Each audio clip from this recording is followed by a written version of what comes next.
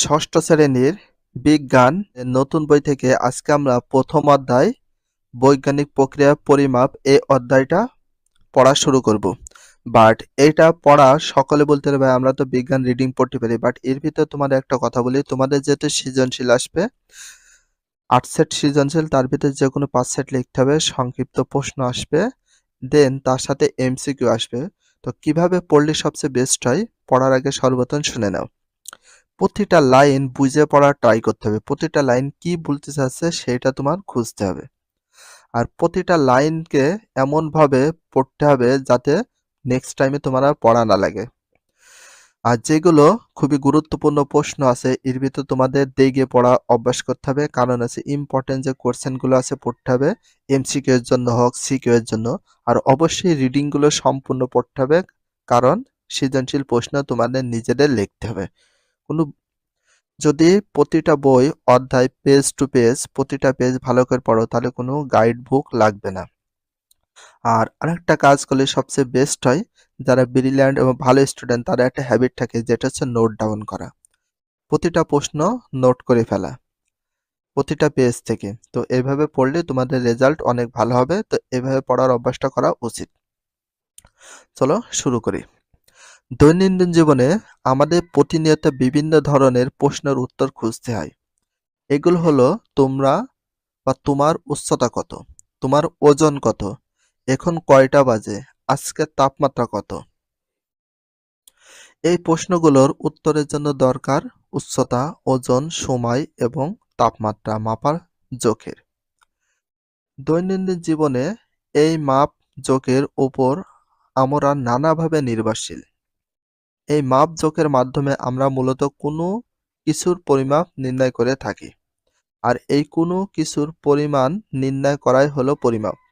তাহলে কোনো কিছুর পরিমাণ নির্ণয় করা হলো কি হচ্ছে পরিমাপ। তাহলে পরিমাপ কাকে বলে, এইভাবে প্রশ্ন করতে হবে, পরিমাপ কাকে বলে। একটা সংজ্ঞা, কোনো কিছুর পরিমাণ নির্ণয় করা হলো পরিমাপ। আবার কোনো কিছু পরিমাপ নির্ণয় করাকে কি বলে পরিমাপ। দৈনন্দিন জীবনে নানাবিধ ঘটনায় এই পরিমাপের সাথে আমরা পরিচিত। যেমন বাজার থেকে চাল কিনে আনতে, রান্নার জন্য তেলের ব্যবহারের সময়, জামা কাপড় তৈরি করার সময়। এই যে পরিমাপক যন্ত্র দেয়া আছে, এটা হচ্ছে স্কেল, এটা হচ্ছে অন্য কিছু পরিমাপ করার যন্ত্র যেটা আমরা বলি মিটার স্কেল। এই অধ্যায়ের শেষে আমরা যা যা শিখবো বা করতে পারবো, বৈজ্ঞানিক প্রক্রিয়া পরীক্ষণ ব্যাখ্যা করতে পারবো, বৈজ্ঞানিক প্রক্রিয়ার ধাপসমূহ ব্যাখ্যা করতে পারবো, পরিমাপের প্রয়োজনীয়তা এবং এককের গুরুত্ব ব্যাখ্যা করতে পারবো, মৌলিক ও যৌগিক একক ব্যাখ্যা করতে পারবো, দৈর্ঘ্য, ভর, সময় পরিমাপ করতে পারবো, বিভিন্ন আকারে কঠিন বস্তুর আয়তন পরিমাপ করতে পারবো, তরল পদার্থের আয়তন পরিমাপ করতে পারবো, তাপমাত্রা পরিমাপ করতে পারবো। পাঠ ১, বিজ্ঞানী কি বা বিজ্ঞান কি। বিজ্ঞান এক ধরনের জ্ঞান। তাহলে এক ধরনের জ্ঞান বলা হয় কোনটিকে, বিজ্ঞানকে। এটা একটা কোশ্চেন আমরা নিজেরা প্রশ্ন করছি, দেখো বিজ্ঞান কি, একটা সংজ্ঞা। তাহলে এক ধরনের জ্ঞান বলা হয় কোনটিকে, বিজ্ঞানকে। তাহলে বিজ্ঞান এক ধরনের কি জ্ঞান। এখানে একটা দুটা প্রশ্ন হয়ে গেল। জ্ঞান কি তা জানো? জ্ঞান হলো কোনো কিছু সম্পর্কে তথ্য। তাহলে জ্ঞান কাকে বলে? কোনো কিছু সম্পর্কে তথ্য জানাকে বলা হয় জ্ঞান। আবার জ্ঞান হলো কোনো কিছু সম্পর্কে তথ্য। তাহলে বিজ্ঞান কি সম্পর্কে তথ্য। তোমরা প্রাথমিক বিজ্ঞানে জীব, জড়, পানি, বায়ু, মাটি এসব সম্পর্কে জেনেছো। এসব প্রাকৃতিক পরিবেশের অংশ। আরও জেনেছো প্রাকৃতিক বিভিন্ন ঘটনা, যেমন কিভাবে বৃষ্টি হয়, কিভাবে একটি উদ্ভিদ খাদ্য তৈরি করে ইত্যাদি। সুতরাং বিজ্ঞান হলো প্রকৃতি ও প্রাকৃতিক ঘটনা সম্পর্কে জ্ঞান। তবে প্রকৃতি সম্পর্কে যে কোনো তথ্যই বিজ্ঞান নয়। কেউ যদি কোনো প্রাকৃতিক ঘটনার মনগড়া ব্যাখ্যা দেয় তা বিজ্ঞান হবে না। বিজ্ঞানের জ্ঞান হতে হলে তাকে হয় তা পরীক্ষা বা পর্যবেক্ষণ করে পেতে হবে। তাহলে বিজ্ঞানের জ্ঞান হতে হলে তাকে কি করে পেতে হবে, পরীক্ষা বা পর্যবেক্ষণ করে পেতে হবে, অথচ পরীক্ষা বা পর্যবেক্ষণ থেকে পাওয়া তথ্য দ্বারা সমর্থিত হবে। আমরা বিজ্ঞান বলতে হলে হয় পরীক্ষা বা পর্যবেক্ষণের মাধ্যমে তথ্য যে পাওয়া যাবে সেটাকে আমরা বিজ্ঞান বলতে পারবো।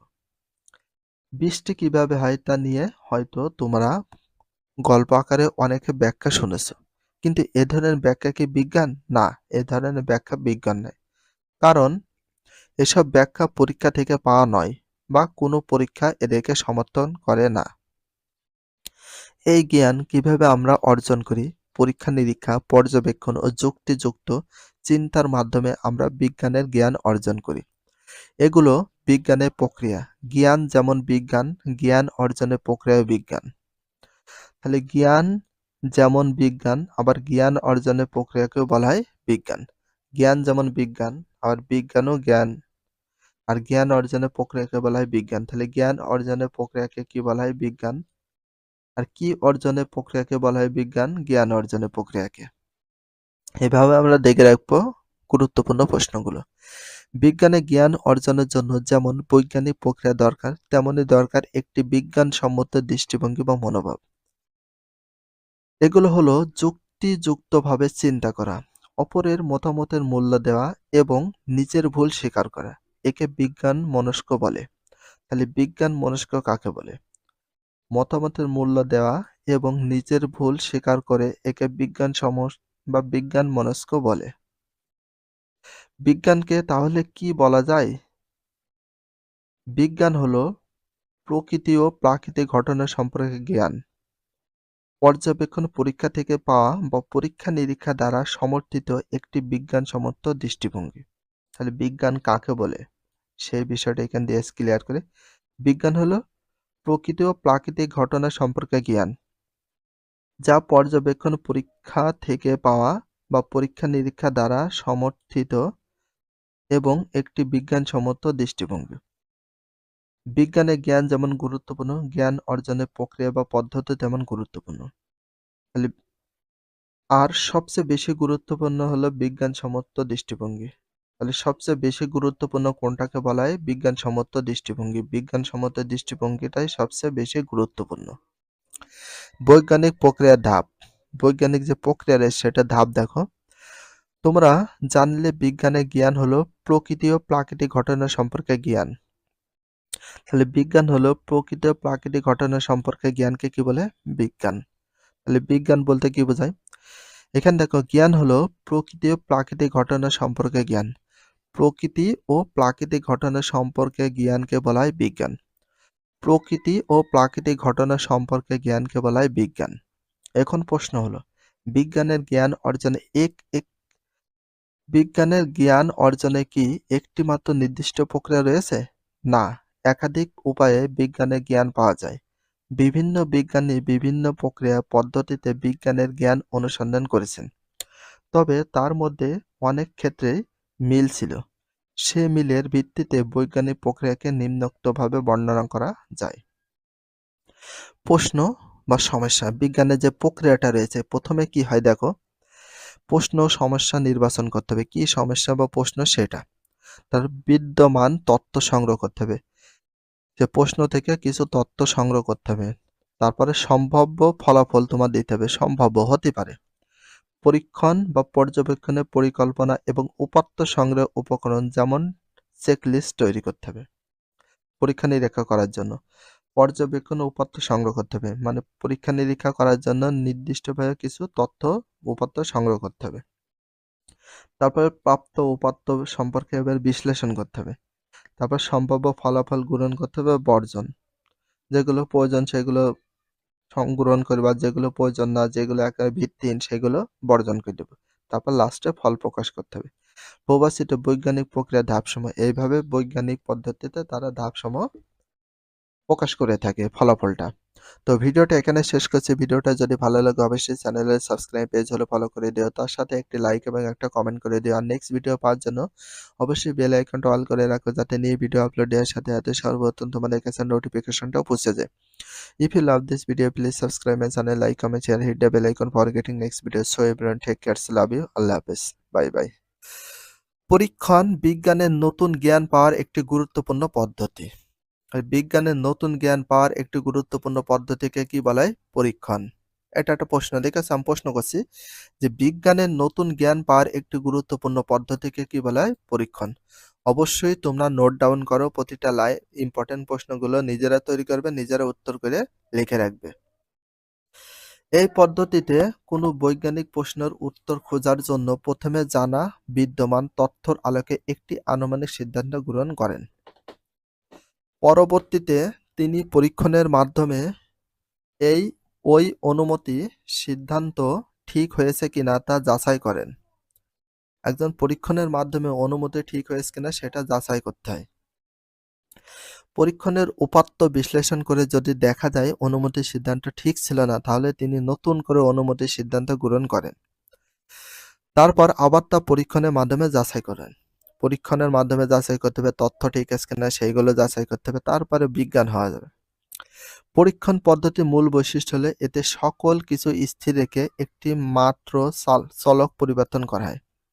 তাহলে পরীক্ষণ পদ্ধতির মূল বৈশিষ্ট্য হলো কি? সবকিছু স্থির রেখে একটি মাত্র চলক পরিবর্তন করা হয়। নিচের পরীক্ষণ পদ্ধতির ধাপসমূহ একটি উদাহরণে দেয়া হলো। প্রথমে পরীক্ষণ, বেঁচে থাকার জন্য গাছের পানি দরকার কিনা তা পরীক্ষা করতে হবে। পরীক্ষণটি করতে যা যা দরকার: ছোট 2টি পত্র লাগবে, ফুল গাছের 2টি চারা, পানি, শুকনো মাটি লাগবে পরীক্ষণ করতে হলে। সমস্যা নির্ধারণ করে নিতে। পরীক্ষণ পদ্ধতির প্রথম ধাপে তোমার সমস্যা স্থির করলে ফুল গাছের চারা তুলে এনে লাগালে মারা যাচ্ছে কেন? তাহলে চারা লাগালে মারা যাচ্ছে কেন, এবার পরীক্ষা শুরু করতে হবে। 2. জানা তথ্য সংগ্রহ। তোমরা বই পড়ে শিক্ষককে বা পিতামাতাকে জিজ্ঞেস করে জানার চেষ্টা করলে কেন চারাগাছ মারা যেতে পারে।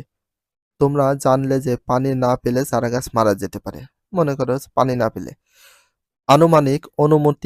অনুমিত সিদ্ধান্ত গ্রহণ সম্ভাব্য ফলাফল। জানা তথ্য থেকে তোমরা অনুমিত সিদ্ধান্ত নিলে পানির অভাবে চারাগাছ মারা যায়। 4. পরীক্ষণের পরিকল্পনা।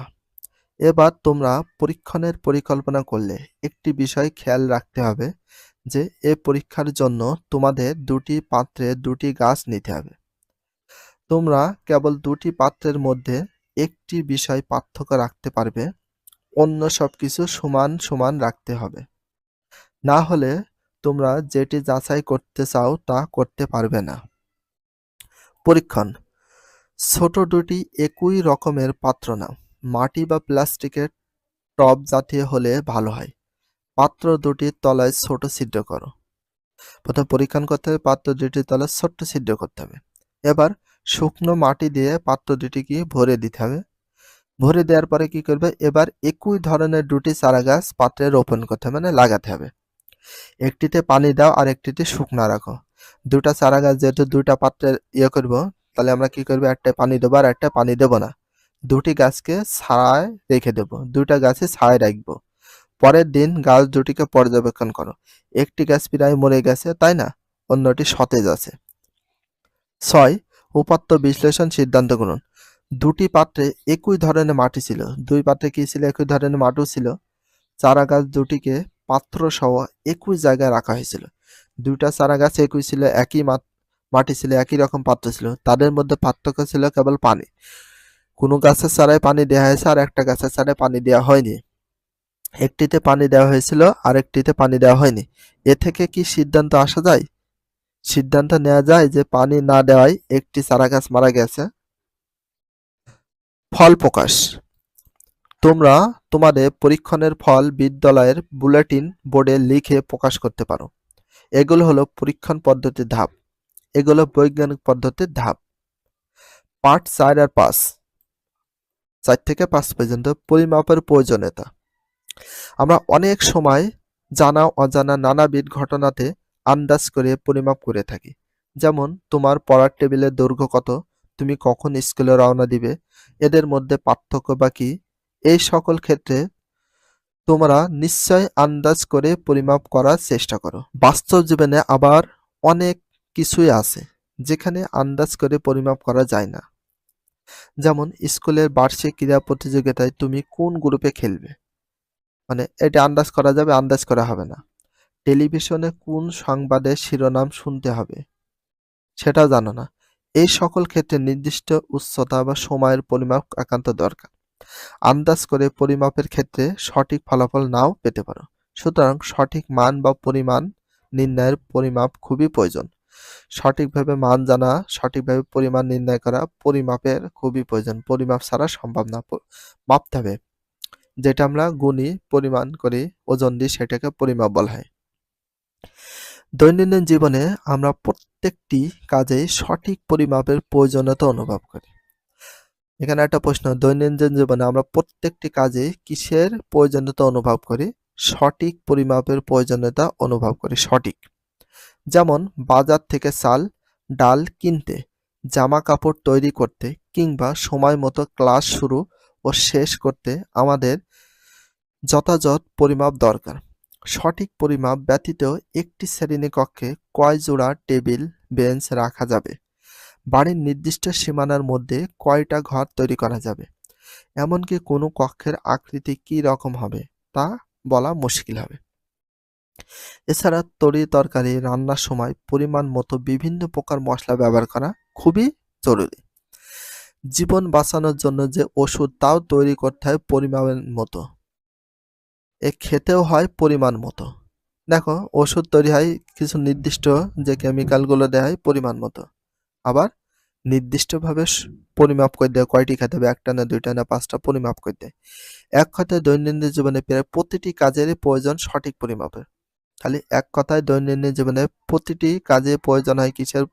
সঠিক পরিমাপের। দৈনন্দিন জীবনে 10টি ঘটনা লিপিবদ্ধ করে একটি তালিকা তৈরি করো যাতে সঠিক পরিমাপ প্রয়োজন। পরিমাপের এককে কি বলা হয় সেটা দেখব। পরিমাপের একক।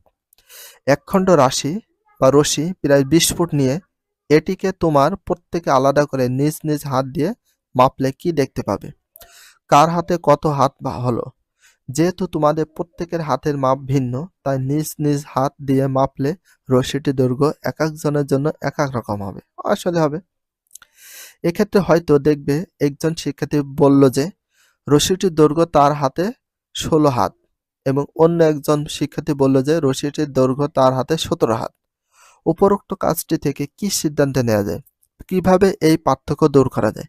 মূলত এই পার্থক্য দূর করার জন্য পরিমাপের ক্ষেত্রে একটি আদর্শ পরিমাণকে বিবেচনা করতে হবে। পরিমাপ, নির্দিষ্ট পরিমাপের যন্ত্র আছে সেটা ব্যবহার করতে হবে। কোনো কিছু পরিমাপ করার জন্য একটি সুবিধাজনক পরিমাণকে আদর্শ হিসাবে ধরে নিতে হয়। পরিমাপ, সুবিধাজনক পরিমাণকে আদর্শ হিসেবে ধরে নিতে হয়। পরিমাপ ছাড়া কোনো কিছু সঠিক নির্ণয় করা যায় না। কোনো একটি ন্যূনতম ক্ষুদ্র অংশকে এই আদর্শ হিসেবে ধরায়। ক্ষুদ্র অংশকে আদর্শ হিসেবে ধরায় কোনটিকে? পরিমাপকে। এই জানা আদর্শ অংশের পরিমাণই পরিমাপের একক। তাহলে এই জানা আদর্শ অংশের পরিমাণের পরিমাপের একক বলা হয়। দৈর্ঘ্য পরিমাপের ক্ষেত্রে একটি সুবিধাজনক দৈর্ঘ্য, ভর পরিমাপের ক্ষেত্রে একটি সুবিধাজনক ভর, দৈর্ঘ্য পরিমাপের সুবিধার জন্য দৈর্ঘ্য, ভর পরিমাপের জন্য একটি সুবিধাজনক ভর, সময় পরিমাপের জন্য একটি নির্দিষ্ট সময় আদর্শ হিসাবে ধরা হয়। নিজ নিজ এই আদর্শ মানের সাথে তুলনা করে সাধারণত দৈর্ঘ্য, ভর, সময়, তাপমাত্রা পরিমাপ করা হয়। প্রত্যেক ক্ষেত্রে পরিমাপকে একটি একক দ্বারা প্রকাশ করা হয়। তাহলে প্রত্যেক ক্ষেত্রে পরিমাপকে কি দ্বারা প্রকাশ করা হয়? একক দ্বারা প্রকাশ করা হয়। কি দ্বারা প্রকাশ করা হয়? একক দ্বারা। ধরো তুমি একটি কক্ষের দৈর্ঘ্য মাপছো। দৈর্ঘ্য পরিমাপের পর তুমি বলছো 10 মিটার, কিন্তু তুমি যদি কেবল 10 বলো তা কোনো অর্থ বহন করে না। কি মিটার, 10 মিটার না কিলোমিটার না ইঞ্চি সেটা জানতে হবে। অর্থাৎ পরিমাপকে প্রকাশ করার জন্য একটি সংখ্যা, একটি এককের প্রয়োজন। কাজ, তোমাদের কমপক্ষে 10 জন নিজ নিজ পা দিয়ে শ্রেণীকক্ষের দৈর্ঘ্য মেপে তা একটি নির্দিষ্ট ছকে লিপিবদ্ধ করো। পাঠ 6 বলেছে মৌলিক ও যৌগিক একক। আমরা যা পরিমাপ করি তা সাধারণত রাশি বলি। আমরা যা পরিমাপ করি তাকে সাধারণত আমরা কি বলি? রাশি বলি। টেবিলের দৈর্ঘ্য পরিমাপ করার সময় দৈর্ঘ্য হলো একটি রাশি। তাহলে টেবিলের দৈর্ঘ্য পরিমাপ করার সময় দৈর্ঘ্যকে কি বলা হয়? একটি রাশি বলা হয়। আবার কারো উচ্চতা পরিমাপ করার সময় উচ্চতা একটা রাশি। কারো উচ্চতাও কি বলবো? একটা রাশি। এই রাশিকে পরিমাপের জন্য বিভিন্ন রকম একক আছে। এগুলোর মধ্যে কোনটি দ্বারা কোনো কিছুকে সরাসরি পরিমাপ করা যায়? যেমন দৈর্ঘ্য এককের মাধ্যমে কোনো একটি বস্তুর দৈর্ঘ্য সরাসরি পরিমাপ করা যায়। এখানে দৈর্ঘ্যর এককটি নিজে স্বয়ংসম্পূর্ণ। এই একক হলো মৌলিক একক। তাহলে দৈর্ঘ্যর একক নিজে স্বয়ংসম্পূর্ণ এই একককে বলা হয় মৌলিক একক। অনুরূপভাবে ভরের একক, সময়ের একক, তাপমাত্রার একক, বিদ্যুৎ প্রবাহের একক, আলোক উজ্জ্বলের একক, পদার্থের পরিমাণের একক হলো মৌলিক একক। তাহলে কিসের একক? ভরের একক, সময়ের একক, তাপমাত্রার একক, বিদ্যুৎ প্রবাহের একক, আলোক উজ্জ্বলের একক, পদার্থের পরিমাণের একক হলো মৌলিক একক। সবগুলোকে কিসের একক বলা হয়? মৌলিক একক। অন্যদিকে কোনো রাশিকে পরিমাপ করার ক্ষেত্রে কেবল একটি একক দ্বারা এর পরিমাপকে প্রকাশ করা যায় না। যেমন একটি শ্রেণীকক্ষের ক্ষেত্রফল পরিমাপের ক্ষেত্রে দুইটি এককের গুণফলের উপর নির্ভর করতে হয়। এছাড়া আয়তনের ক্ষেত্রে তিনটি এককের গুণফল দরকার। তাহলে একটি শ্রেণীকক্ষের ক্ষেত্রফলের পরিমাপের ক্ষেত্রে কয়টি এককের গুণফলের উপর নির্ভর করতে হয়? দুইটি এককের গুণফলের উপর নির্ভর করতে হয়। আর আয়তনের ক্ষেত্রে কয়টি এককের উপর নির্ভর করা দরকার? তিনটি এককের উপর। যেগুলো ইম্পর্টেন্ট সেগুলো দেখে রাখছি। আয়তনের ক্ষেত্রে এককের গুণফলের দরকার। কয়টি এককের গুণফলের দরকার? তিনটি। এই সব ক্ষেত্রে দুই বা ততোধিক এককের সমন্বয় দরকার। এই সমন্বিত এককই হলো যৌগিক বা লব্ধ একক। সমন্বয় একককে কি বলা হয়? যৌগিক বা লব্ধ একক বলা হয়। আমরা নিজেরা প্রশ্ন করবে, নিজেরা উত্তর দেব। ক্ষেত্রফলে একক হলো দৈর্ঘ্য প্রস্থ এককের গুণফল। তাহলে ক্ষেত্রফলে একক হলো কিসের গুণফল? দৈর্ঘ্য ও প্রস্থ এককের গুণফল। অনুরূপে আয়তনে একক হলো কোনো বস্তুর দৈর্ঘ্য প্রস্থ উচ্চতা এককের গুণফল। তো আয়তনের তিনটা বিষয় থাকে, একটা দৈর্ঘ্য থাকে, একটা প্রস্থ থাকে, আর একটা উচ্চতা থাকে। এই জন্য এককের গুণফল। এককের আন্তর্জাতিক পদ্ধতি। কোনো কিছু পরিমাণ নির্ণয়ে বিভিন্ন পদ্ধতি প্রচলিত আছে। যেমন তোমার উচ্চতা কত? এর উত্তর বিভিন্ন রকম হতে পারে। সাধারণত আমরা বলি 5 ফুট 4 ইঞ্চি। আবার জাতীয় নিবন্ধন ফর্ম বা পাসপোর্টের ফর্ম পূরণের সময় আমরা লিখেছি 1 মিটার 61 সেন্টিমিটার। এর মানে কি হলো? আমরা একই পরিমাপের জন্য বিভিন্ন পদ্ধতি ব্যবহার করে থাকি, যা প্রচলিত আছে। এগুলো MKS, এমতে মিটার, কেতে কিলোমিটার, এসতে সেকেন্ড। তাহলে MKS এর পূর্ণরূপ এখানে দেওয়া আছে এমতে মিটার, কেতে কিলোগ্রাম, আর এসতে সেকেন্ড। সংক্ষিপ্ত রূপ FPS। FPS বলতে এফতে ফুট, পিতে পাউন্ড, এসতে সেকেন্ড। CGS, সিতে সেন্টিমিটার, জিতে গ্রাম, এসতে সেকেন্ড নামে প্রচলিত। পৃথিবীর বিভিন্ন দেশে বিভিন্ন পরিমাপ পদ্ধতি ব্যবহৃত হয়ে আসছিল। অর্থাৎ একই রাশি পরিমাপের জন্য বিভিন্ন বিভিন্ন দেশের বিভিন্ন একক ব্যবহার করা হতো। এককের এই বিভিন্নতার কথা বিবেচনা করে 1960 সাল থেকে পৃথিবীর সমগ্র দেশে একটি সাধারণ পরিমাপের পদ্ধতি ব্যবহারের সিদ্ধান্তে গৃহীত হয়। তাহলে 1960 সাল থেকে পৃথিবীর সমগ্র দেশে একটি সাধারণ পরিমাপের পদ্ধতি ব্যবহারের সিদ্ধান্ত গৃহীত হয়। এটিকে SI বা ইন্টারন্যাশনাল সিস্টেম অব ইউনিট বলে। তাহলে কত সাল থেকে? 1960 সাল থেকে। কত সাল থেকে? 1960 সাল থেকে পৃথিবীর সমগ্র দেশে একটি সাধারণ পরিমাপের পদ্ধতি গৃহীত হয়। এটাকে SI, এতে SI, আইতে international state system of unit. এই আন্তর্জাতিক পদ্ধতিতে সকল ভৌত রাশির জন্য কেবল একটি নির্দিষ্ট একক নির্ধারণ করা হয়েছে। যেমন দৈর্ঘ্যের একক মিটার। তাহলে অবশ্যই এটা মেমোরাইজ করবে। দৈর্ঘ্যের একক কি বলা হয়? মিটার।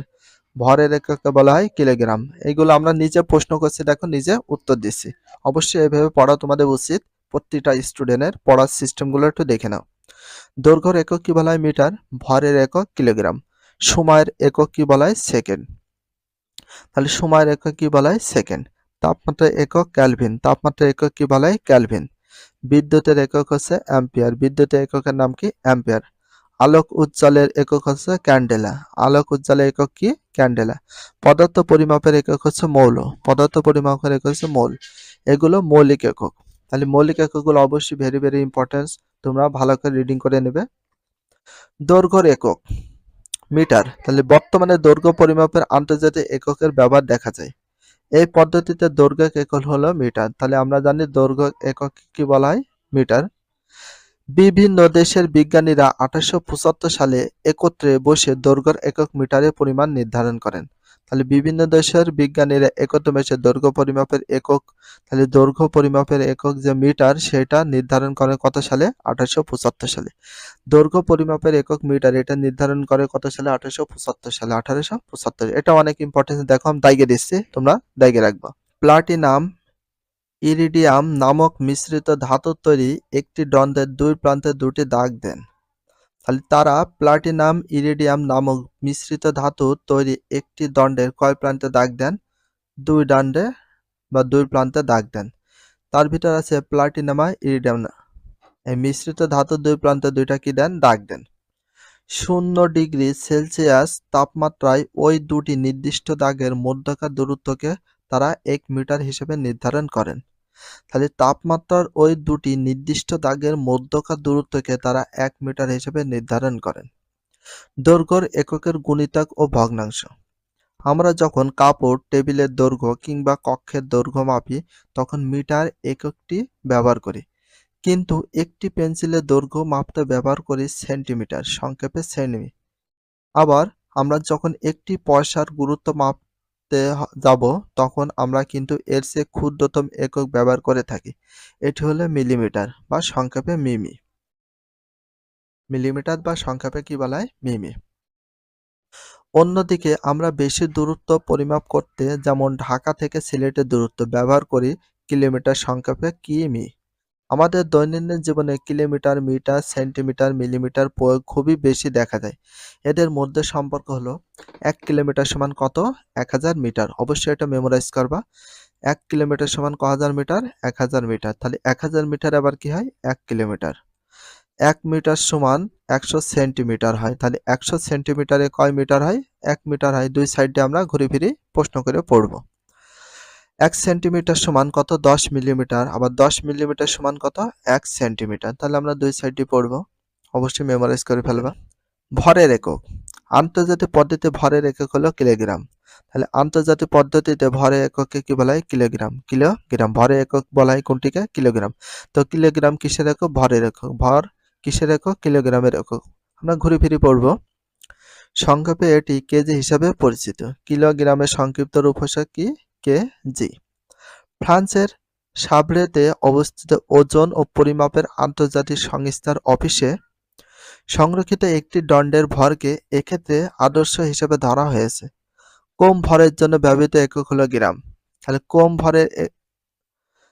কম ভরের জন্য ব্যবহৃত এককে কি বলা হয়? গ্রাম। কম ভরের জন্য ব্যবহৃত এককে কি বলা হয়? গ্রাম।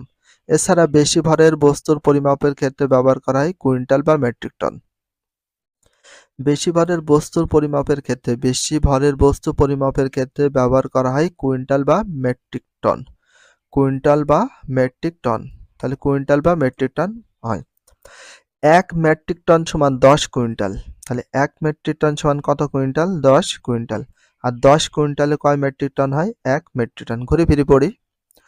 1 কুইন্টাল সমান 100 কিলোগ্রাম। 1 কুইন্টাল সমান কত? 100 কিলোগ্রাম।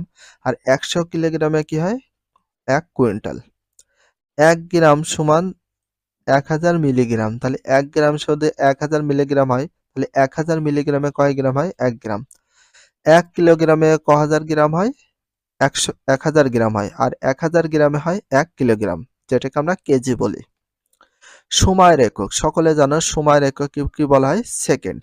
সময়ের পরিমাপের সকল পদ্ধতির একক হলো সেকেন্ড। তাহলে সেকেন্ড কিসের একক? সময়ের একক। তাহলে সময়ের পরিমাপের সকল পদ্ধতি কি বলা হয়? সেকেন্ড। তবে দৈনন্দিন জীবনে সেকেন্ডের চেয়ে এর গুণিতাংশে এককগুলো ব্যাপকভাবে ব্যবহৃত হয়। যেমন মিনিট, ঘন্টা, দিন, মাস, বছর এইগুলা। পৃথিবী নিজ অক্ষের চারপাশে ঘুরে এসে একই অবস্থায় পুনরায় ফিরে আসতে যে সময় লাগে সেটি হলো একদিন। সেটি হলো কি? একদিন। একদিনের 24 ভাগের 1 ভাগ হলো 1 ঘন্টা। তাহলে একদিন সমান কয় ঘন্টা? 24 ঘন্টা। 24 ভাগের 1 ভাগে হলে কয় ঘন্টা? 1 ঘন্টা। 1 ঘন্টা সমান কয় মিনিট? 60 মিনিট, সকলে জানো। আর 1 ভাগ হলো মিনিট। 1 মিনিটের 60 ভাগের 1 ভাগই হলো সেকেন্ড, তাহলে মৌলিক একক সেকেন্ড। একদিন সমান কয় ঘন্টা? 24 ঘন্টা। তাহলে 24 ঘন্টায় কয় দিন হয়? একদিন। 1 ঘন্টা সমান কয় মিনিট? 60 মিনিট। আর 60 মিনিটে কয় ঘন্টা হয়? 1 ঘন্টা। আর 1 মিনিট সমান কয় সেকেন্ড? 60 সেকেন্ড। আর 60 সেকেন্ডে কয় মিনিট হয়? 1 মিনিট। পার্ট 8-9 দৈর্ঘ্য, ভর ও সময়ের পরিমাপ। এখানে দেখো দৈর্ঘ্য পরিমাপ। কাজ, প্রথমে সাদা কাগজে একটি সরল রেখা টানো। এবার একটি রুলার রেখাটির ওপর স্থাপন করো। এখানে খেয়াল রাখতে হবে যে তোমার চোখে যেন সঠিক অবস্থান থাকে। এভাবে রেখাটির দৈর্ঘ্য পরিমাপ করতে হবে। কাজ, কয়েকটি 50 পয়সা মুদ্রা একত্রে রেখে চিত্রের মতো করো এবং এর উচ্চতা নির্ণয় করো। সর্বমোট মুদ্রা, মোট উচ্চতা, একটি মুদ্রার পুরুত্ব। তাহলে আয়তাকার যে কোনো ক্ষেত্রে সেটা 3টা জিনিস থাকে: দৈর্ঘ্য, প্রস্থ আর উচ্চতা। ভরের পরিমাপ। দেখো, পাল্লার বাম দিকে 100 গ্রামে একটি বাটখারা রাখো। এবার ডান দিকে একটির পর একটি মার্বেল দিতে থাকো যতক্ষণ না বাম ও ডানের দিকে পাল্লা সম অবস্থায় আসে। 100 গ্রাম সমান একটি মার্বেল। তাহলে একটি মার্বেলের ভর কত গ্রাম সেটা এখানে দিতে বলেছে। সময়ের পরিমাপ। কাজ, ছবির মতো স্কুলের সামনের মাঠে রৌদ্রের মধ্যে একটি লাঠি খাড়া করে বসিয়ে দাও। লক্ষ্য করলে দেখবে খাড়া কাঠিটির ছায়া পড়েছে। ওই ছায়ার প্রান্তে এবার একটি দাগ দাও এবং ঘড়ি দেখে সময় লিখে রাখো। এবার প্রতিটি ক্লাসের পরে গিয়ে পুনরায় ছায়ার প্রান্তে দাগ দিয়ে ঘড়ি দেখে সময় লিখে রাখো। এভাবে প্রতি ঘন্টা পর পর দাগ দিয়ে একটি সূর্য ঘড়ি তৈরি করো, যা দ্বারা ছায়া দেখে সময় বলে দিতে পারবে।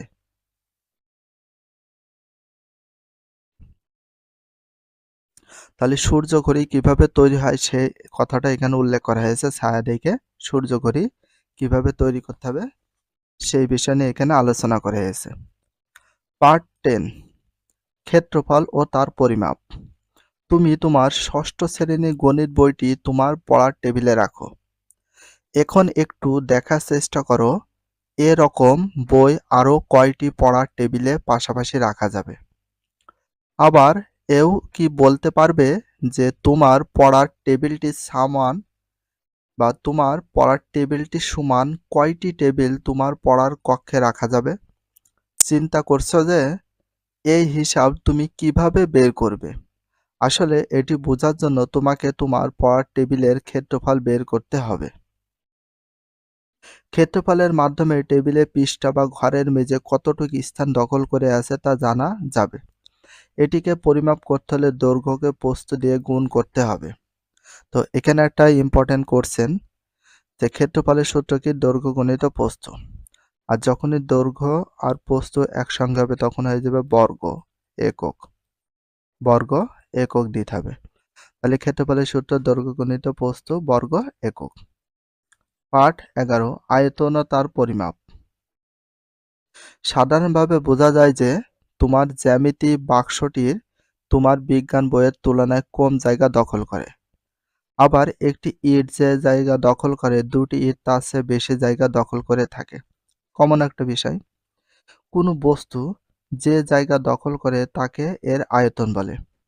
তাহলে আয়তন কাকে বলে? কোনো বস্তু যে কোনো জায়গা দখল করে রাখাকে কি বলা হয়? আয়তন বলে। তাহলে এখানে একটা সংজ্ঞা, আয়তন কাকে বলে? কোনো বস্তু যে জায়গা দখল করে তাকে কি বলে? আয়তন বলে। তাহলে আয়তন কাকে বলে? কোনো বস্তু যে জায়গা দখল করে তাকে আয়তন বলে। দুইটা প্রশ্ন এখানে পেয়ে গেলাম। ফলে আমরা বলতে পারি জ্যামিতি বাক্সটির আয়তন বিজ্ঞান বইয়ের চেয়ে কম, কিংবা একটি ইটের আয়তন দুইটি ইটের আয়তনের তুলনায় কম। এটা বোঝা যাচ্ছে একটা আয়তন বেশি না দুইটা? অবশ্যই দুইটা ইটের আয়তন বেশি হবে। আয়তন বের করতে হলে ক্ষেত্রফলকে উচ্চতা দিয়ে গুণ করতে হবে। তা আয়তনের সূত্র হচ্ছে ক্ষেত্রফল গুণিত উচ্চতা, দৈর্ঘ্য গুণিত প্রস্থ গুণিত উচ্চতা। তাহলে আয়তনের সূত্র হচ্ছে দৈর্ঘ্য গুণিত প্রস্থ গুণিত উচ্চতা অথবা ক্ষেত্রফল গুণিত উচ্চতা। আমরা একবারই বলবো আয়তনের সূত্র হচ্ছে দৈর্ঘ্য গুণিত প্রস্থ গুণিত উচ্চতা। আন্তর্জাতিক পদ্ধতিতে আয়তনের এককের নাম হচ্ছে ঘনমিটার। তাহলে আয়তনের এককের নাম হচ্ছে কি ঘনমিটার। আর ক্ষেত্রফলের এককের নাম হচ্ছে কি বর্গ মিটার। তাহলে আয়তনের বা আন্তর্জাতিক পদ্ধতিতে আয়তনের এককের নাম কি ঘনমিটার। এটা অনেক ইম্পর্টেন্স একটা কোশ্চেন। 1 মিটার দৈর্ঘ্য, 1 মিটার প্রস্থ, 1 মিটার উচ্চতা বিশিষ্ট একটি ঘনক্ষেত্র যে জায়গা দখল করে তা হলো 1 ঘন মিটার। 1 ঘন মিটার সমান 1 মিটার গুণ 1 মিটার গুণ 1 মিটার। কারণ দৈর্ঘ্য ছিল 1 মিটার, প্রস্থ ছিল 1 মিটার, উচ্চতা ছিল 1 মিটার। তিনটা 1 যদি গুণ করি তাহলে দেখো 1 মিটার গুণ 1 মিটার 1 মিটার, তাহলে কি হয় 1 ঘন মিটার হয়ে যায়। সিজিএস পদ্ধতিতে আয়তন একক ঘন সেন্টিমিটার। তাহলে সিজিএস পদ্ধতিতে আয়তনের একক কি বলা হয় ঘন সেন্টিমিটার। এটা অনেক ইম্পর্টেন্স একটা কোশ্চেন। তাহলে আয়তনে একক পালাম কয়টা? দুইটা, একটা ঘন সেন্টিমিটার আর একটা ঘন মিটার। তো এটা হচ্ছে সিজিএস পদ্ধতিতে আয়তন একক হচ্ছে ঘন সেন্টিমিটার, আর আন্তর্জাতিক পদ্ধতিতে আয়তন এককের নাম হচ্ছে ঘন মিটার। দুটাই ইম্পর্টেন্ট কোশ্চেন, অবশ্যই দেখে রাখবা। একে সংক্ষেপে সিসি বা কিউবিক সেন্টিমিটার বা সেন্টিমিটার বলে। তরল পদার্থের আয়তন মাপা হয় লিটারে। তাহলে তরল পদার্থের আয়তন কিসে মাপা হয়? লিটারে। তরল পদার্থের আয়তন কি বলা হয়? লিটার। 100 সিসি সমান 1 লিটার। তাহলে 1000 সিসি সমান 1 লিটার। আর 1 লিটার সমান কত সিসি? 1000 সিসি। 1 সিসিকে 1 মিলিমিটার বলা হয়। তাহলে 1 সিসিকে কি বলা হয়? 1 মিলিমিটারও বলা হয়।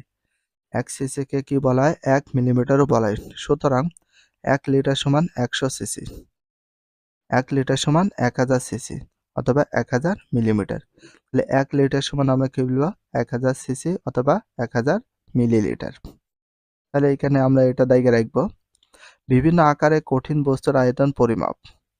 যে কোনো সুষম বস্তু যেমন ইট বা ঘরের আয়তন সহজে এদের দৈর্ঘ্য, প্রস্থ, উচ্চতা মেপে গুণ করে বের করা যায়। কিন্তু কোনো অসম বস্তুর আয়তন কিভাবে বের করব? সুতা দিয়ে আয়তাকার একটি ইটের টুকরা বাঁধ। তাহলে সুতা দিয়ে আয়তাকার একটি ইটের টুকরা বাঁধো। এবার মাপ সঙ্গে কিছু পানি নিয়ে তার পাট নাও।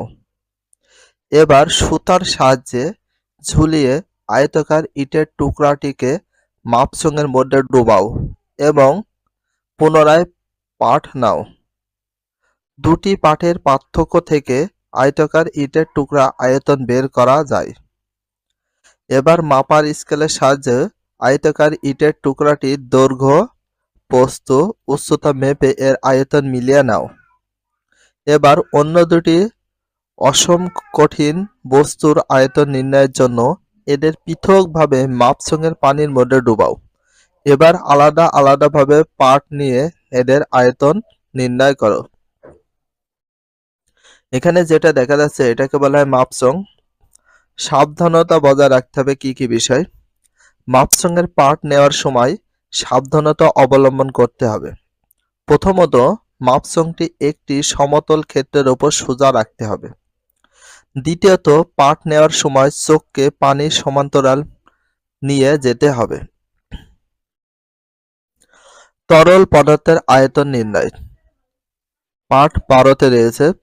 আমরা সাধারণত তরল পদার্থের আয়তন মাপার জন্য একটি ডাঙ্গায়িত মাপসং ব্যবহার করে থাকি। আমরা সাধারণত তরল পদার্থের আয়তন মাপার জন্য কি ব্যবহার করে থাকি? একটি ডাঙ্গায়িত মাপসং ব্যবহার করে থাকি। ডাঙ্গায়িত মাপসং ব্যবহার করে থাকি। নিচের ডাঙ্গায়িত মাপসংটির সাহায্যে অন্যান্য সিলিন্ডারের তরলের আয়তন পরিমাপ করে খাতায় লিখো। তরল বলতে পানি জাতীয় যে কোনো পদার্থকে বোঝানো হয়। তাহলে তরল পদার্থের আয়তন। তাপমাত্রার পরিমাণ। তাপমাত্রার পরিমাপ। তুমি হয়তো বিভিন্নভাবে তাপমাত্রা শব্দটির সাথে পরিচিত। যেমন টেলিভিশন অথবা রেডিও খবরে দিনের তাপমাত্রা বলে দেয়া হয়। তাছাড়া কারো জ্বর হলে আমরা তার দেহের তাপমাত্রা মেপে জেনে নিই। তাপমাত্রা পরিমাপের আন্তর্জাতিক একক হলো কেলভিন। ভেরি ভেরি ইম্পর্টেন্ট একটা কোশ্চেন। তাপমাত্রা পরিমাপের আন্তর্জাতিক একক হলো কেলভিন। এই কোশ্চেনটা বিশাল ইম্পর্টেন্স, তোমরা দেখে রাখতে পারো। আর যেগুলো ইম্পর্টেন্ট কোশ্চেন সেগুলো আন্ডারলাইন করে দিতে হবে, যাতে অনেক সুবিধা হয়। তাপমাত্রা পরিমাপের আন্তর্জাতিক একক হলো কি? কেলভিন। তবে এখনো সারা বিশ্বে ব্যবহারিক কাজে, বিশেষ করে দৈনিক তাপমাত্রা নির্ণয় বা জ্বর নির্ণয়ে সেলসিয়াস বা ফারেনহাইট একক দুটি বহুল ব্যবহৃত হয়। তবে এখন সারা বিশ্বে ব্যবহারিক কাজে, বিশেষ করে দৈনিক বিশেষ করে দৈনিক তাপমাত্রা নির্ণয়ের জন্য কি কি দুইটি বহুল ব্যবহৃত রয়েছে?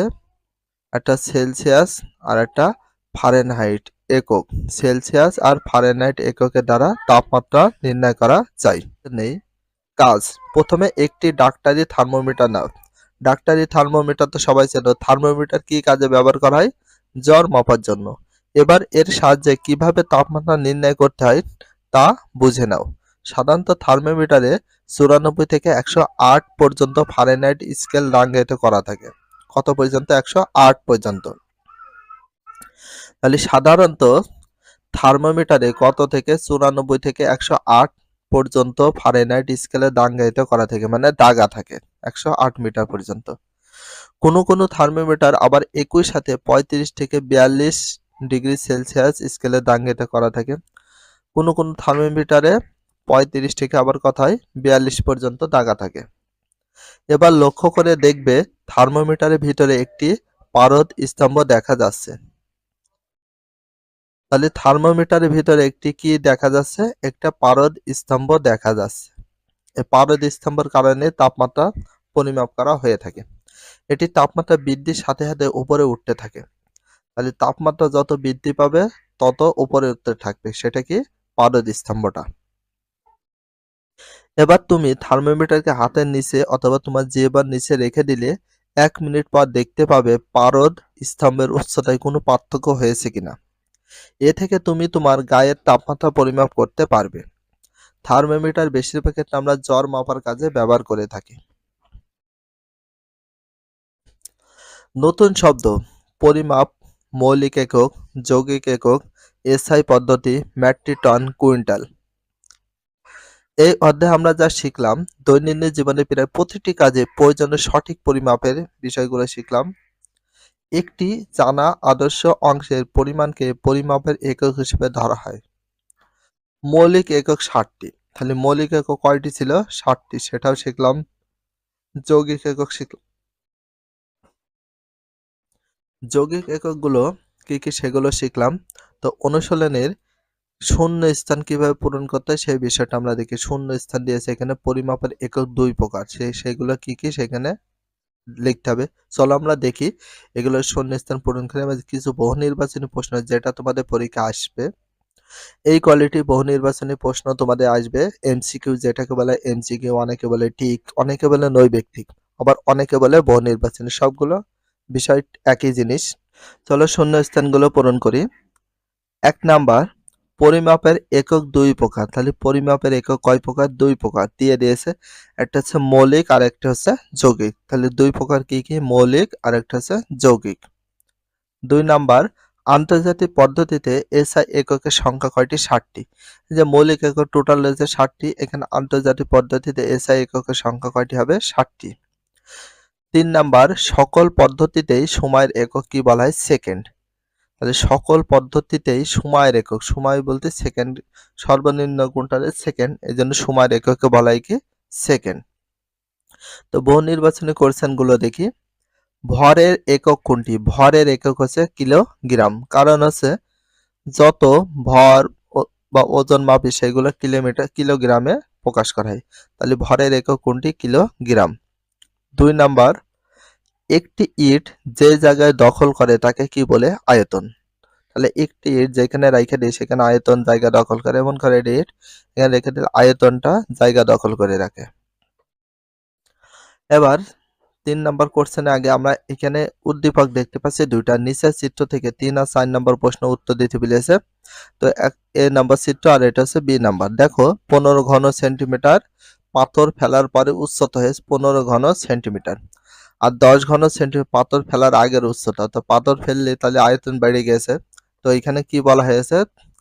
দেখো 3 নাম্বার, বি চিত্রে পাথরের আয়তন কত? তার মানে 10 ছিল 15 বেড়েছে, তার মানে এখানে 15 ভিতর 10 বাদ দিলে কত আসে? 5। তাহলে 5 ঘন সেন্টিমিটার এক্সট্রা বেড়ে গেছে আয়তন।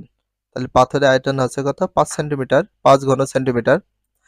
এ চিত্রে প্রদর্শিত বস্তুটির আয়তন নির্ণয়ের ক্ষেত্রে কয়টি এককের গুণফল দরকার? 3টি। তো 3টি এককের গুণফল কেন দরকার আমি একটু বলি। এটা হচ্ছে দৈর্ঘ্য আছে, প্রস্থ আছে আর উচ্চতা। দৈর্ঘ্য, প্রস্থ আর এই যে উচ্চতা হলে সেটা হচ্ছে কি হয়? আয়তন হয়। প্রথম অধ্যায়ে যে সংক্ষিপ্ত প্রশ্ন উত্তর আছে, গাণিতিক সমস্যা, সৃজনশীল যে প্রশ্ন আছে, এগুলো এখন আমরা সমাধান করব বা প্রতিটা উত্তর আমরা তৈরি করেছি। দেখো সংক্ষিপ্ত প্রশ্নের উত্তর যেটা রয়েছে, 1 নাম্বার যেটা আছে, প্রতিটি কাজে সঠিক পরিমাপ প্রয়োজন কেন? তো প্রতিটা কাজে সঠিক পরিমাপ প্রয়োজন কেন হয়, এটার আমরা সর্বপ্রথম উত্তরটা দেখি। সংক্ষিপ্ত প্রশ্ন উত্তর 1 নম্বরের উত্তর, দৈনন্দিন জীবনে আমরা প্রত্যেকটি কাজেই সঠিক পরিমাপের প্রয়োজনীয়তা অনুভব করি। যেমন বাজার থেকে চাল কিংবা ডাল কিনতে, জামা কাপড় তৈরি করতে কিংবা সময় মতো ক্লাস শুরু ও শেষ করতে আমাদের যথাযথ পরিমাপ দরকার। সঠিক পরিমাপ ব্যতীত একটি শ্রেণীকক্ষে কয় জোড়া টেবিল বেঞ্চ রাখা যাবে? বাড়ির নির্দিষ্ট সীমানার মধ্যে কয়টি ঘর তৈরি করা যাবে? এমনকি কোনো কক্ষের আকৃতি কী রকম হবে তা বলা মুশকিল। এছাড়া তরকারি রান্নার সময় পরিমাণ মতো বিভিন্ন প্রকার মশলা ব্যবহার করা খুবই জরুরি। জীবন বাঁচানোর যে ওষুধ, তাও তৈরি করতে হয় পরিমাণ মতো এবং খেতেও হয় পরিমাণ মতো। এক কথায় দৈনন্দিন জীবনে প্রায় প্রতিটি কাজেই সঠিকভাবে করার জন্য সঠিক পরিমাপের প্রয়োজন। এটা হচ্ছে 1 নম্বর প্রশ্নের উত্তর। 2 নম্বর কোশ্চেনটা কি আছে দেখো, মৌলিক একক কি কি? তো মৌলিক এককের ভিতর কি কি আছে? আমরা সকলে জানি মৌলিক একক আছে টোটাল 7টি। তার ভিতর কি কি আছে সেগুলো আমরা একটু দেখি। 2 নম্বর প্রশ্নের উত্তর, যে একক স্বাধীন অর্থাৎ অন্য কোনো এককের ওপর নির্ভর করে না তাদেরকে মৌলিক একক বলে। মৌলিক একক মোট 7টি। এগুলো হলো দৈর্ঘ্যের একক মিটার, সময়ের একক সেকেন্ড, ভরের একক কিলোগ্রাম, তাপমাত্রার একক কেলভিন, বিদ্যুৎ প্রবাহের একক অ্যাম্পিয়ার, আলোক উজ্জ্বলের একক ক্যান্ডেলা, পদার্থর পরিমাণের একক মৌল। তো এখানে টোটাল 7টি যে একক ছিল সেগুলো আমরা দেখলাম মৌলিক একক। 3 নাম্বার কোশ্চেনটা দেখি, এককের গুণিতক বা ভগ্নাংশের প্রয়োজন কেন হয়? 3 নম্বর প্রশ্নের উত্তর, আমরা কোনো কিছুর পরিমাপ করতে গিয়ে একক ব্যবহার করে থাকি। একক হচ্ছে সে নির্দিষ্ট পরিমাণ যার সাথে তুলনা করে কোনো ভৌত রাশির পরিমাপ করা হয়, যেমন ভরের একক কিলোগ্রাম, দৈর্ঘ্যের একক মিটার প্রভৃতি। আমরা যখন কম দৈর্ঘ্যের কোনো কিছু যেমন টেবিলের দৈর্ঘ্য পরিমাপ করতে যাই তখন মিটার ব্যবহার করতে পারি, কিন্তু আমরা যখন ঢাকা থেকে চট্টগ্রামের দূরত্ব পরিমাপ করতে যাই তখন কিলোমিটার ব্যবহার করি। আবার ছোট একটি পেন্সিলের দৈর্ঘ্য মাপতে গিয়ে ব্যবহার করি সেন্টিমিটার। এখানে কিলোমিটার ও সেন্টিমিটার যথাক্রমে মিটারের গুণিতক ও মিটারের ভগ্নাংশ, কারণ 1 কিলোমিটার সমান 1000 মিটার। আবার 1 সেন্টিমিটার সমান, তাহলে 1 সেন্টিমিটার সমান কত মিটার? এখানে আমরা জানি 1 মিটার সমান 100 সেন্টিমিটার হয়, তাহলে 1 সেন্টিমিটার সমান আরো কম হবে। এখানে আমরা দেখলাম যে সরাসরি 100 একক ব্যবহার না করে এককের গুণিতক ও ভগ্নাংশ ব্যবহারের কারণে সুবিধা হয়েছে। অর্থাৎ বড় কোনো রাশির পরিমাপে এককের গুণিতক ও ছোট রাশির পরিমাপে এককের ভগ্নাংশ ব্যবহার করা প্রয়োজন হয়। এটা হচ্ছে 3 নম্বরের প্রশ্নের উত্তর। 4 নম্বর কোশ্চেনটা দেখি, পরিমাপের ক্ষেত্রে ক্ষেত্রফল ও আয়তনের মূল পার্থক্য কোথায়? চলো ক্ষেত্রফল এবং আয়তনের মূল পার্থক্যগুলো দেখে আসি। 4 উত্তর, আমরা জানি ক্ষেত্রফল সমান দৈর্ঘ্য গুণিত প্রস্থ। তাহলে দৈর্ঘ্য গুণিত কি হয়? প্রস্থ হয়। এখানে স্পেলিং একটু মিস্টেক আছে আর এখানে ইনটু বা গুণ হবে। তাহলে আমরা জানি ক্ষেত্রফলের সূত্র হচ্ছে দৈর্ঘ্য গুণিত প্রস্থ। ক্ষেত্রফল পরিমাপের জন্য শুধুমাত্র দৈর্ঘ্য ও প্রস্থ প্রয়োজন। তাহলে ক্ষেত্রফল নির্ণয়ের জন্য কি কি প্রয়োজন? দৈর্ঘ্য ও প্রস্থ প্রয়োজন। আবার আয়তনে দৈর্ঘ্য গুণিত প্রস্থ গুণিত উচ্চতা যখনই হবে সেটা হচ্ছে কি আয়তন হবে। ক্ষেত্রফল হচ্ছে দুইটা দৈর্ঘ্য আর প্রস্থ প্রয়োজন। আয়তনের ক্ষেত্রে তিনটা জিনিস, দৈর্ঘ্য প্রস্থ আর উচ্চতা। অর্থাৎ আয়তন পরিমাপের জন্য দৈর্ঘ্য প্রস্থ উচ্চতার প্রয়োজন হয়। এক্ষেত্রে আমরা পাই ক্ষেত্রফলকে উচ্চতা দ্বারা গুণ করে আয়তন অথবা আয়তনকে উচ্চতা দ্বারা ভাগ করে ক্ষেত্রফল পাওয়া যায়। আবার ক্ষেত্রফল ও আয়তনে একক যথাক্রমে বর্গমিটার ও ঘনমিটার। ক্ষেত্রফলের এককে বলা হয় বর্গমিটার আর আয়তনের এককে বলা হয় কি ঘনমিটার। এখানে প্রশ্ন উত্তরগুলো দেওয়া হয়েছে। এখানে দেখো গাণিতিক সমস্যা রয়েছে টোটাল তিনটা। গাণিতিক সমস্যা তিনটি আছে। ১ নম্বর দেখো, একটি ক্ষেত্রের দৈর্ঘ্য ৫ মিটার, প্রস্থ ৪ মিটার হলে ক্ষেত্রফল কত? আমরা জানি আয়তাকার ক্ষেত্রে ক্ষেত্রফল দৈর্ঘ্য গুণিত প্রস্থ, এটা ৫ আর ৪ যদি গুণ করে দিই তাহলে হয়ে যাবে। চলো দেখে আসি। তো ১ এর সমাধান দেব, দেওয়ার পরে দেওয়া আছে দিয়ে ক্ষেত্রটির দৈর্ঘ্য আর প্রস্থ দেওয়া আছে বলে তুলে নিয়েছি। প্রশ্ন থেকে যখনই তুলব তখনই দেওয়া আছে বলে তুলে নেব। নেওয়ার পরে অতএব দেব ক্ষেত্রটির ক্ষেত্রফল। তো ক্ষেত্রটির ক্ষেত্রফলের সূত্র হচ্ছে দৈর্ঘ্য গুণিত প্রস্থ। এখানে দৈর্ঘ্য গুণিত প্রস্থ, এখানে একটু মিস্টেক হয়েছে, গুণটা দেওয়া হয়নি। দৈর্ঘ্য গুণিত প্রস্থ তার মানে বর্গ একক। দুটা জিনিস গুণ করলে সেটা হয় বর্গ একক। তো এখানে দেখো দৈর্ঘ্য ছিল এই যে ৫, এই ৫ আর প্রস্থ ছিল ৪, এই যে ৪। তাহলে ৪ ৫ কত হয় ২০ বর্গ।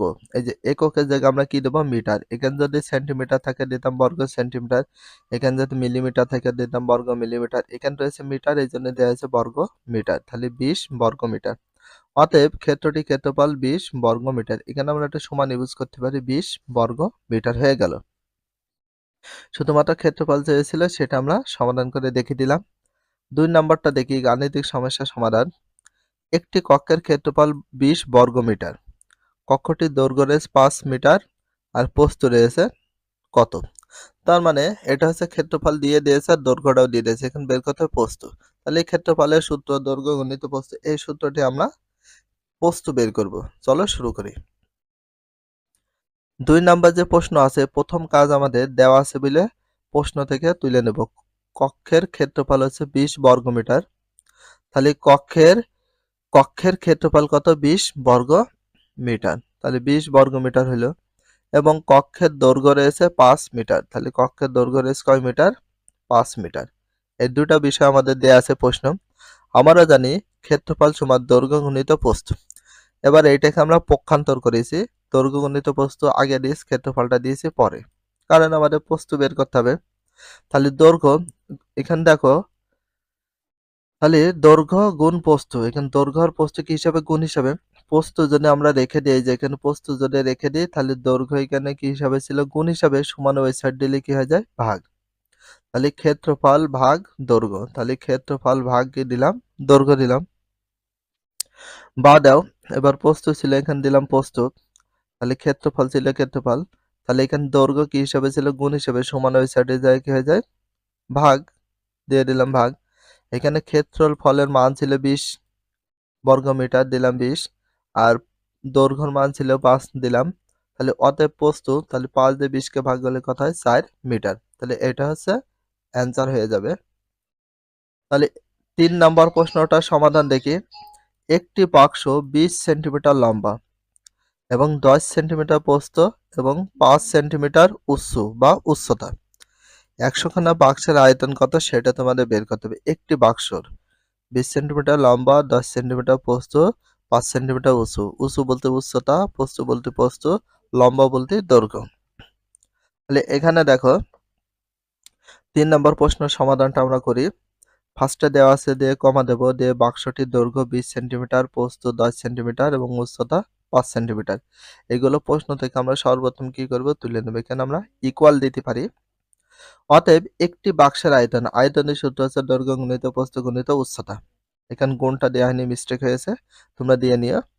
তাহলে দৈর্ঘ্য ছিল দেখো ২০ মিটার, এর দৈর্ঘ্য ২০, প্রস্থ রয়েছে ১০, উচ্চতা রয়েছে ৫।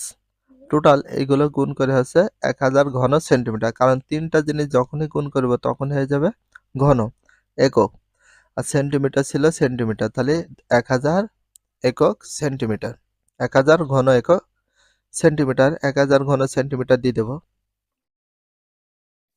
একটি বাক্সের আয়তন পেয়ে গেছে এত, তাহলে 100 খানা বাক্সের আয়তন, তাহলে এখানে আমরা দিতে পারি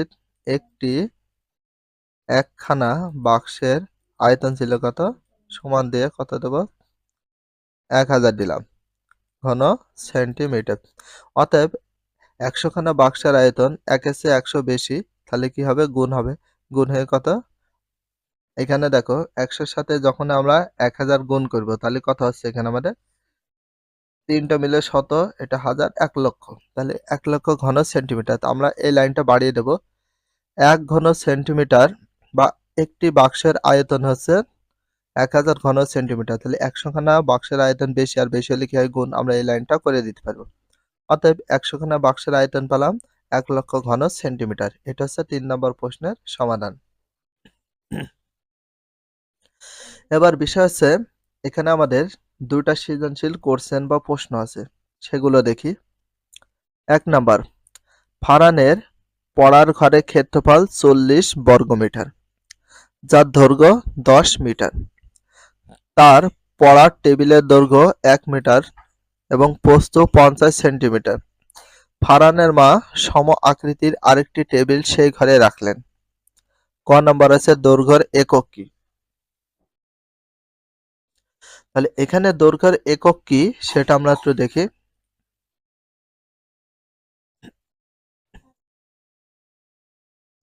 তাহলে সৃজনশীল প্রশ্নের উত্তরে আমরা 1 নম্বর প্রশ্ন উত্তরটা লিখে নিয়েছি। ক নম্বর উত্তর, দৈর্ঘ্যের একক হচ্ছে কি, মিটার। এক কথা উত্তর দিয়ে দেব, দৈর্ঘ্যের একক কি, দৈর্ঘ্যের একক হচ্ছে মিটার। খ নম্বর প্রশ্নটা পড়ি, পরিমাপের প্রয়োজন হয় কেন? খ নম্বর উত্তর, আমাদের দৈনন্দিন জীবনে পরিমাপের প্রয়োজনীয়তা অপরিসীম, কারণ জীবন ধারণের জন্য প্রতিনিয়তই আমাদেরকে বিভিন্ন জিনিসের আদান প্রদান করতে হয়, যেমন কেনাকাটা, কোনো কিছুর পরিমাণ নির্ণয় করা, এমনকি বৈদেশিক বাণিজ্যের ক্ষেত্রেও পরিমাপের প্রয়োজন, কারণ পরিমাপ ব্যতীত এ কাজগুলো কোনোভাবেই সম্পূর্ণ করা সম্ভব নয়। অর্থাৎ দৈনন্দিন জীবনে বিভিন্ন কাজ যথাযথভাবে সম্পূর্ণ করতে পরিমাপের প্রয়োজন হয়। এটা হচ্ছে খ নম্বর প্রশ্নের উত্তর গেল। গ নম্বর প্রশ্নটা দেখি, ফারহানের পড়ার ঘরের প্রস্থ কত? এখানে দেখো ক্ষেত্রফল দিয়ে আছে, দৈর্ঘ্য দিয়ে আছে, বাট প্রস্থ কত সেটা আমরা বের করব। উদ্দীপক থেকে পাই, ফারহানের পড়ার ঘরের ক্ষেত্রফল 40 বর্গ মিটার, দৈর্ঘ্য 10 বর্গ মিটার। এবার যেহেতু প্রস্থ বের করতে হবে, তাহলে ক্ষেত্রফলের সূত্র ফেলতে হবে। আমরা জানি ক্ষেত্রফল সমান দৈর্ঘ্য গুণিত প্রস্থ। এটাকে আমরা পক্ষান্তর করেছি, দৈর্ঘ্য গুণিত প্রস্থ আগে দিয়েছি, ক্ষেত্রফল দিয়েছি পরে। তাহলে এখানে একটা জিনিস ভাবো, ক্ষেত্রফল যেটা রয়েছে এখানে প্রস্থ ছিল, দিয়ে দিলাম প্রস্থ, ক্ষেত্রফল ছিল ক্ষেত্রফল, দৈর্ঘ্য এখানে ভাগ হিসাবে আছে, এই সাইডে হয়ে, সরি এখানে গুণ ছিল, এই সাইডে এসে হয়ে যাবে ভাগ। প্রস্থ সমান ক্ষেত্রফলের মান আছে 40, এদেরকে ক্ষেত্রফলের মান আছে 40, বসিয়ে দিলাম 40, ভাগ ছিল ভাগ, দৈর্ঘ্যর মান কত 10, দৈর্ঘ্যর মান দিয়ে দিলাম 10। অতএব প্রস্থ সমান 40কে 10 দিয়ে যদি ভাগ করি কত হয় 10, এখানে দৈর্ঘ্য নাই, এখানে 10, 40কে 10 দিয়ে ভাগ করলে কত আসে 4, তাহলে এটা হচ্ছে মিটার। অতএব ফারহানের পড়ার ঘরের প্রস্থ কয় মিটার হলো, 4 মিটার। এটা কিন্তু সমাধান বা উত্তর। তাহলে গ নম্বর প্রশ্ন সমাধানটা আমরা করলাম। এবার দেখি ঘ নম্বর, টেবিল দুইটি রাখার পর ঘরে কতটুকু জায়গা ফাঁকা থাকবে? এখানে যে দুইটি টেবিল ছিল সমাকৃতি, সেই টেবিল দুইটা রাখার পর ঘরে কতটুকু ফাঁকা থাকবে সেটা বের করতে হবে। চলো শুরু করি।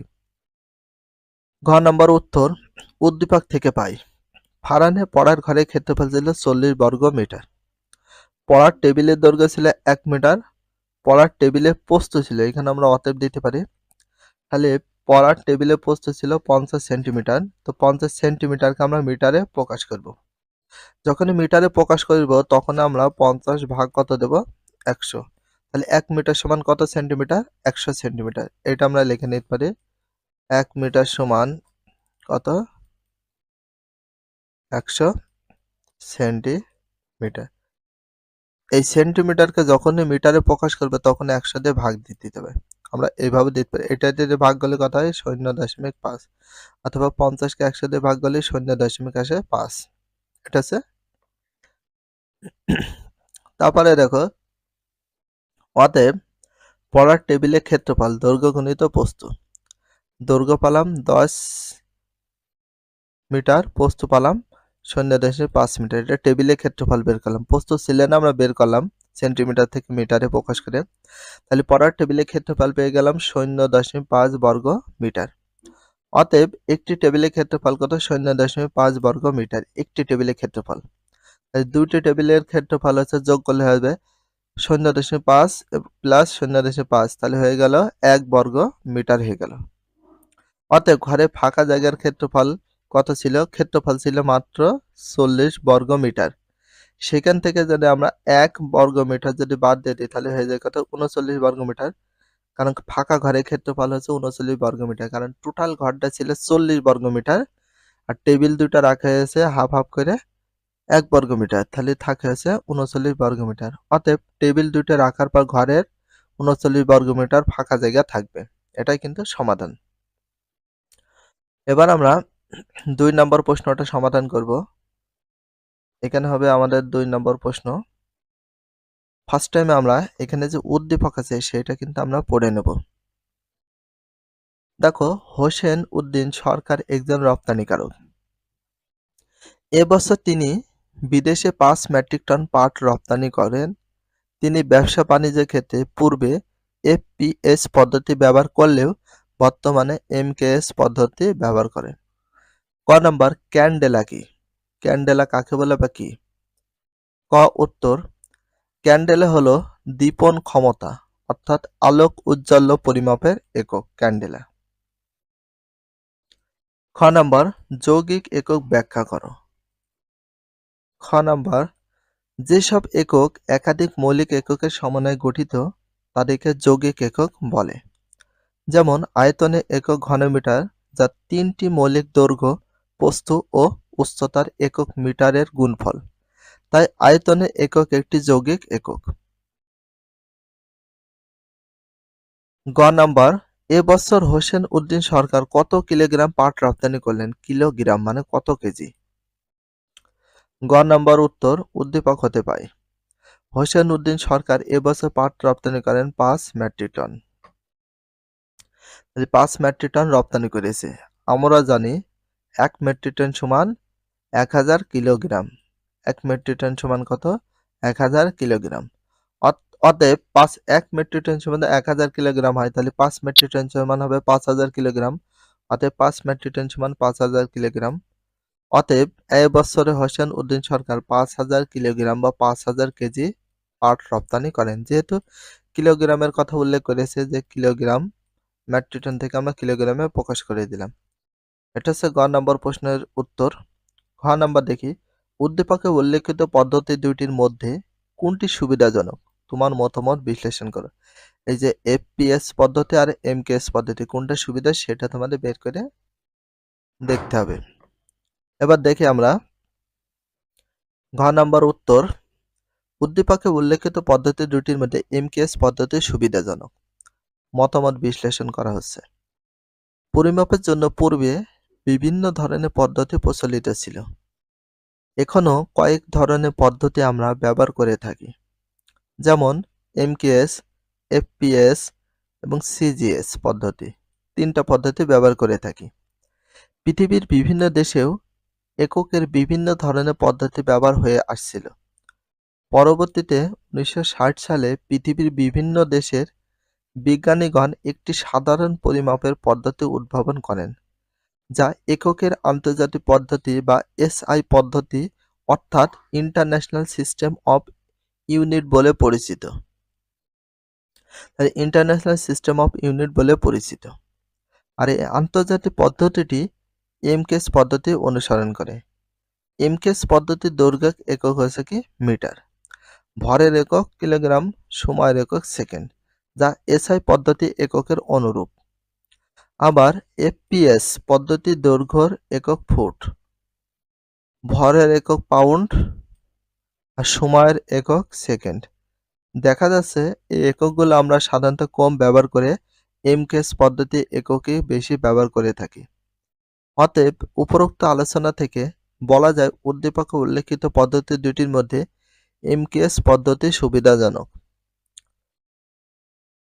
এখানে আমরা ঘ নম্বর প্রশ্নের উত্তরটা তৈরি করে দিলাম। তো ভিডিওটা এখানে শেষ করছি। যদি ভিডিওটা ভালো লাগে অবশ্যই চ্যানেলের সাবস্ক্রাইব পেজ হলে ফলো করে দিও। তার সাথে একটা লাইক এবং একটা কমেন্ট করে দাও। নেক্সট ভিডিও পাওয়ার জন্য অবশ্যই বেল আইকনটা অল করে রাখো, যাতে নিউ ভিডিও আপলোড দেওয়ার সাথে সাথে সর্বপ্রথম তোমাদের কাছে নোটিফিকেশনটা পৌঁছে যায়। If you love this video, please subscribe my channel, like, comment, share, hit the bell icon for getting next video. So everyone take care, love you, Allah Hafiz, bye bye.